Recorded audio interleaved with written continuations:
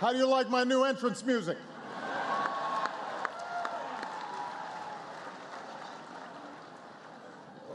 Rush Limbaugh warned you about this. Second term, baby.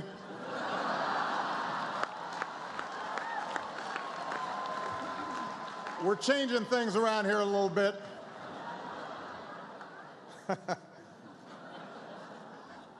Actually, my advisors were a little worried about the new rap entrance music. They are a little more traditional. They suggested that I should start with some jokes at my own expense, just to take myself down a peg. I was like, guys, after 4.5 years, how many pegs are there left?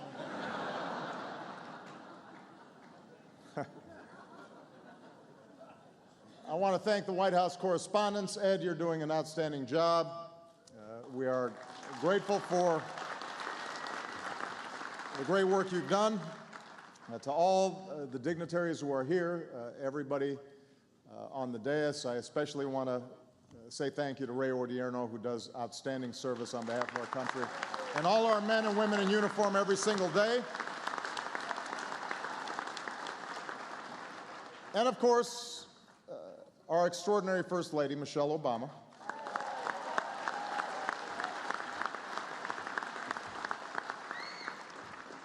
Everybody loves Michelle. She's on the cover of Vogue, high poll numbers, but don't worry, I recently got my own magazine cover.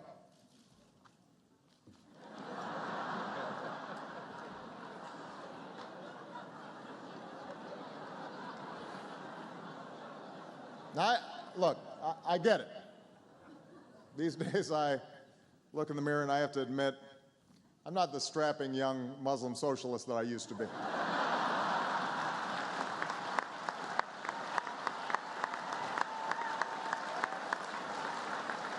Time passes, get a little gray, and yet, even after all this time, I still make rookie mistakes. Like, I'm out in California, we're at a fundraiser, we're having a nice time. I happen to mention that Kamala Harris is the best-looking attorney general in the country. As you might imagine, I got trouble when I got back home. Who knew Eric Holder was so sensitive?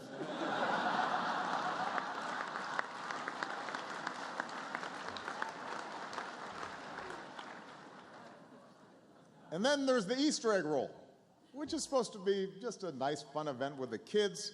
I go out on the basketball court, took 22 shots, made 2 of them. That's right, 2 hits, 20 misses. The executives at NBC asked, "What's your secret?"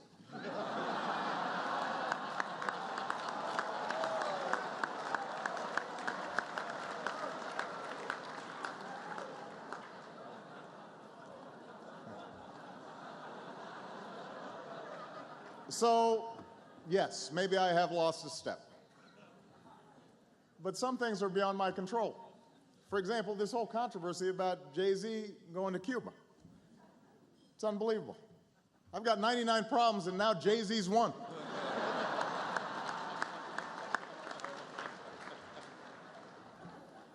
That's another rap reference, Bill. I'll let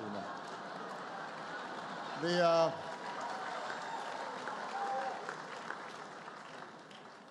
Of course, everybody's got plenty of advice. Maureen Dowd said, I could solve all my problems if I were just more like Michael Douglas in The American President. And I know Michael's here tonight. Michael, what's your secret, man? Could it be that you were an actor in an Aaron Sorkin liberal fantasy? Might that have something to do with it? I don't know. Check in with me. Maybe it's something else.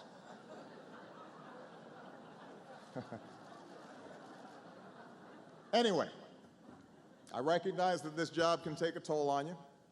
I understand second term, need a burst of new energy, try some new things, and my team and I talked about it. We were willing to try anything, so we borrowed one of Michelle's tricks.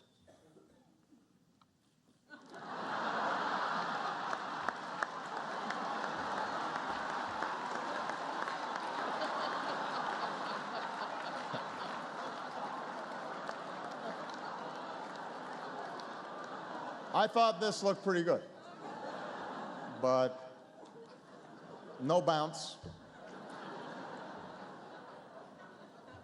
Anyway,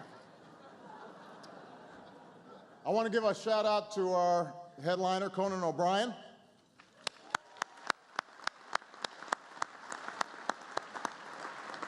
I was just talking to Ed, and I understand that when the Correspondents Association was considering Conan for this gig, they were faced with that age-old dilemma. Do you offer it to him now or wait for 5 years and then give it to Jimmy Fallon?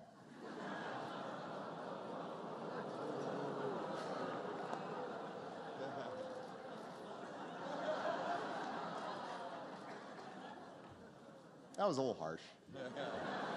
I love Conan. And of course, the White House press corps is here. I know CNN has taken some knocks lately, but the fact is I admire their commitment to cover all sides of a story, just in case one of them happens to be accurate.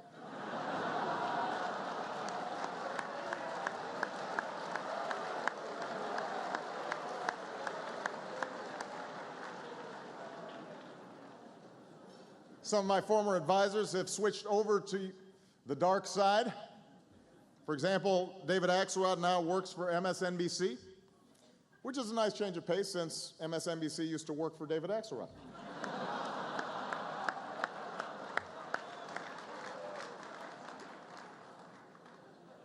The History Channel is not here. I guess they were embarrassed about the whole Obama is a devil thing.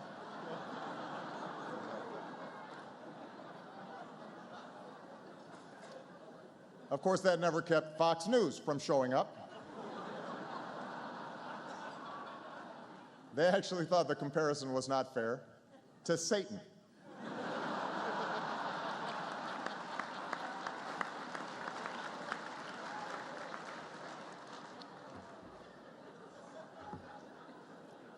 But the problem is that the media landscape is changing so rapidly. You can't keep up with it. I mean, I remember when BuzzFeed was just something I did in college around 2 a.m.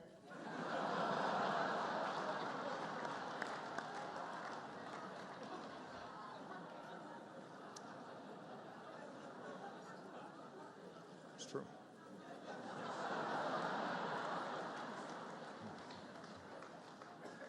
Recently, though, I found a new favorite source for political news. These guys are great. I think everybody here should check it out. They tell it like it is. It's called whitehouse.gov.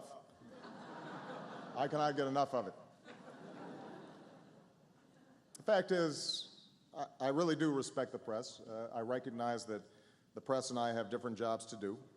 My job is to be president. Your job is to keep me humble. Frankly, I think I'm doing my job better.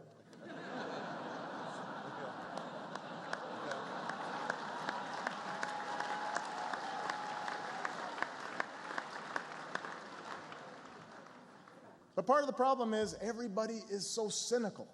I mean, we're constantly feeding cynicism, suspicion, conspiracies.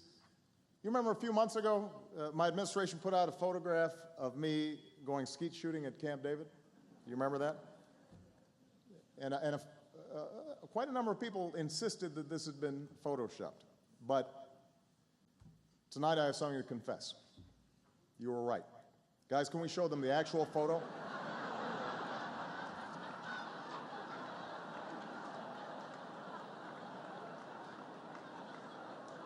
We were just trying to tone it down a little bit. That was an awesome day.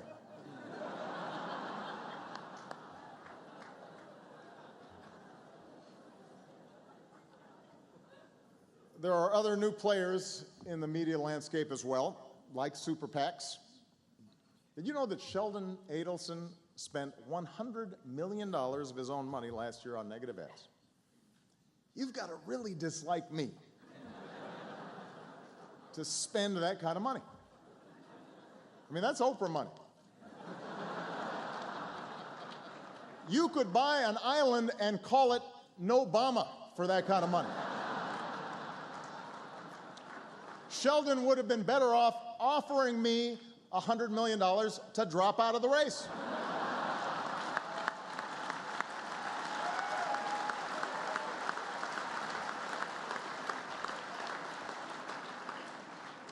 I probably wouldn't have taken it, but I thought about it.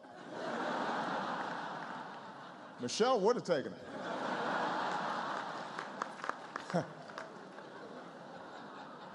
You think I'm joking?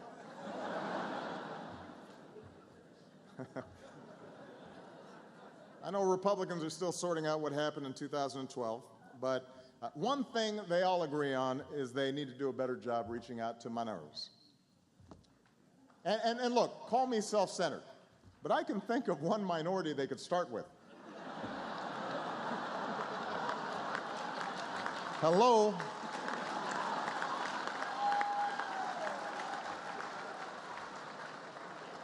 Just think of me as a trial run, you know? See how it goes.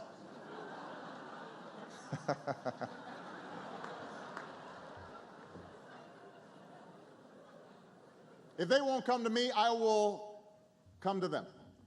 Recently, I had dinner. It's been well publicized. I had dinner with a number of the Republican senators. And I'll admit it wasn't easy. I proposed a toast. It died in committee.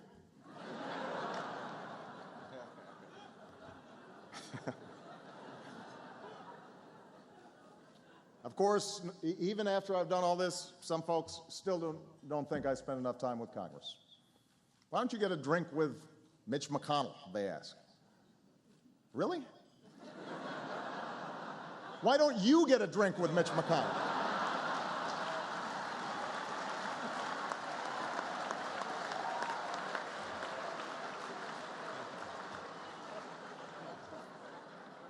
I'm sorry, I get frustrated sometimes. I am not giving up.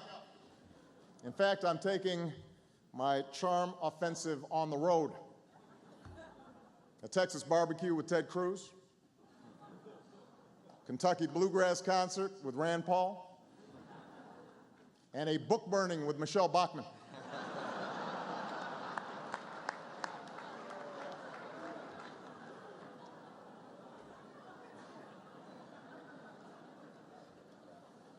My charm offensive has helped me learn some interesting things about what's going on in Congress. It turns out absolutely nothing. But the point of my charm offensive is simple. We need to make progress on some important issues. Take the sequester. Republicans fell in love with this thing, and now they can't stop talking about how much they hate it. It's like we're trapped in a Taylor Swift album.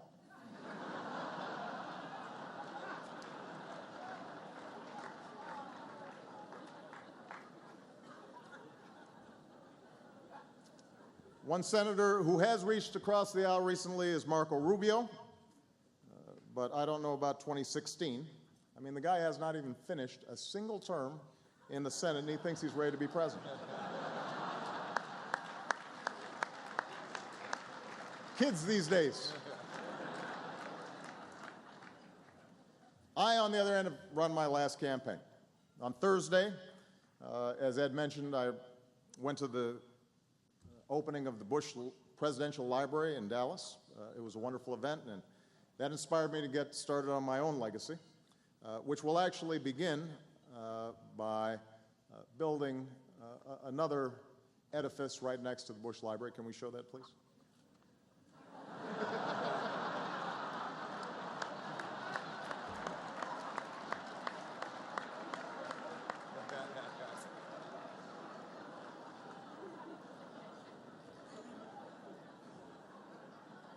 I'm also hard at work on plans for the Obama Library, and some have suggested that we put it in my birthplace, but I'd rather keep it in the United States.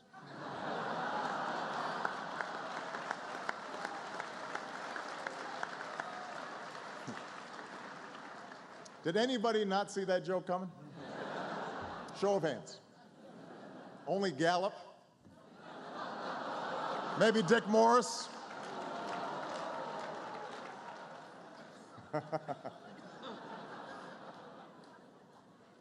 Now, speaking of presidents and their legacies, I want to acknowledge a wonderful friend, Steven Spielberg, and Daniel Day-Lewis, who are here tonight.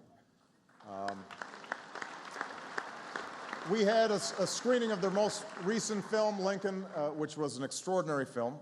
I am a little nervous, though, about Steven's next project. I saw a behind-the-scenes look on HBO.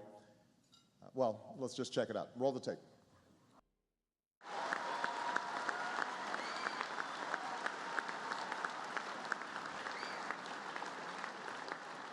It's a remarkable transformation. Do I really sound like that, though, honey? Well, Groucho Marx once said, and Senator Cruz, that's Groucho Marx, not Carl. That's the other guy.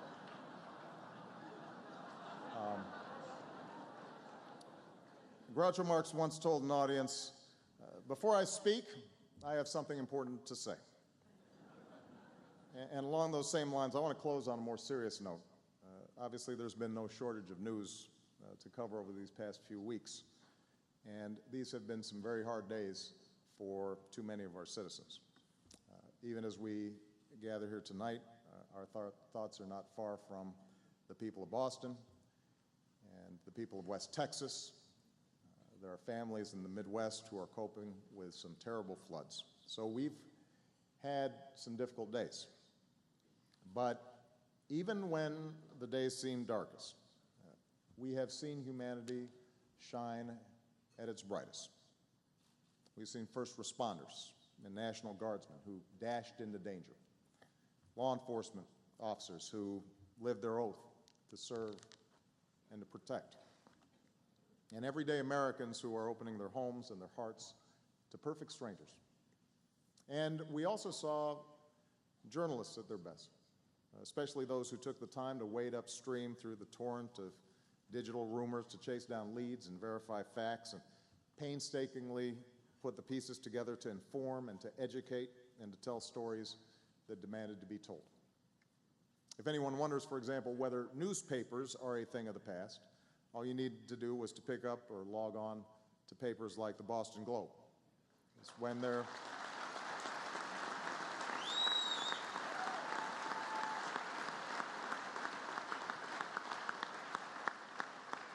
when their communities and the wider world needed them most, they were there, making sense of events that might at first blush seem beyond our comprehension.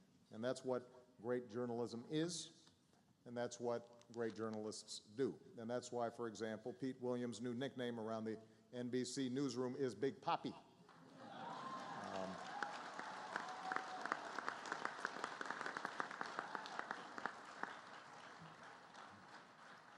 And in these past few weeks, as I've gotten a chance to meet many of the first responders and the police officers and volunteers who raced to help when hardship hits, I was reminded, as I'm always reminded when I meet our men and women in uniform, whether they're in war theater here back home or at Walter Reed, Bethesda,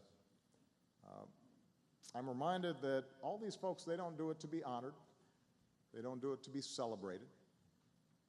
They do it because they love their families, and they love their neighborhoods, and they love their country. And so these men and women should inspire all of us in this room to live up to those same standards, to be worthy of their trust, to do our jobs with the same fidelity and the same integrity and the same sense of purpose and the same love of country. Because if we're only focused on profits or ratings or polls, then we're contributing to the cynicism that so many people feel right now. And so